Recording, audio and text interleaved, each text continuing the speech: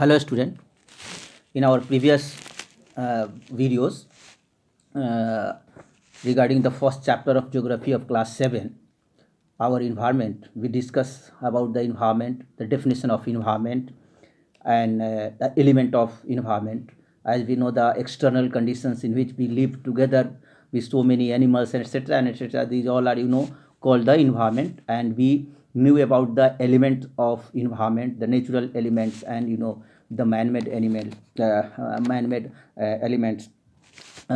We also talked about the biotic and abiotic elements, and we also knew about our four major domains of the earth as lithosphere, hydrosphere, atmosphere, and biosphere. We discussed about the lithosphere, the layer of the rocks, which thickness is about 100 kilometer, and we knew about hydrosphere, the sphere of the water is known as hydrosphere, and atmosphere, the layer of gases, air, and biosphere, the layer of all these three. So now we have to discuss about the atmosphere, as the envelope of the air which surround the earth due to the gravitational force of the earth. If there is no atmosphere on the earth, there the possibility of the living things were zero. So now we have to learn about the we also learned about the ecosystem. All organism, whether belonging to the plant or animals kingdoms, interact with each other and are interdependent on one another. They also interact with their physical environment. We knew about ecosystems. We also knew about the types of ecosystems.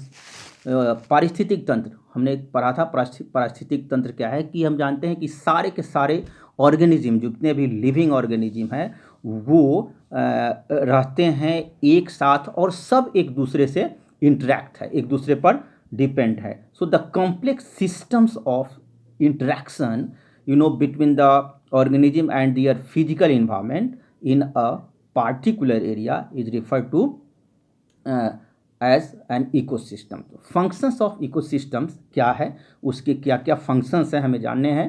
कि its functions are exchange of energy and nutrients in the food chain.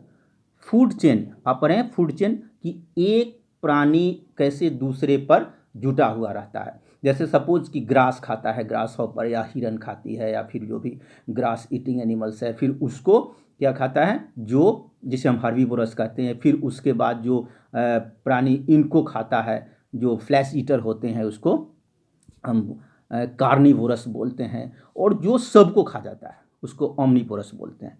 तो ये एक food chain बनाता है. Types of ecosystems में हमने पढ़ा है कि टेरेस्टेरियल और एक्वेटिक होता है. ये तो ये हमने आपको पिछले वीडियो में भेजा था और क्वेश्चन भी भेजा था, उसको आप तैयार करेंगे. हम अभी जानेंगे ह्यूमन इन्वायरमेंट के बारे में कि human beings are part of the environment in which they live.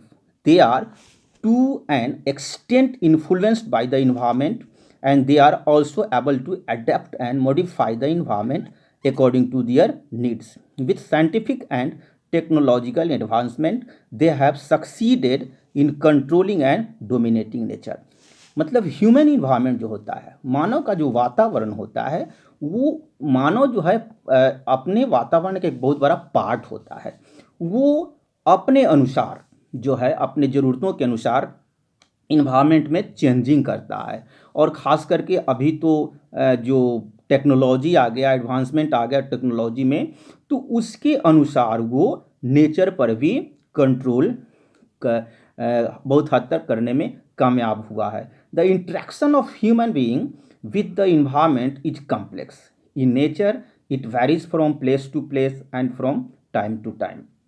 So evolution of human beings, early humans adjusted themselves with the surroundings in which they lived.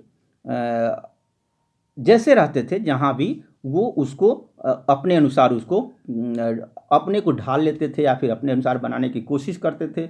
Most of their needs were fulfill from the environmental resources.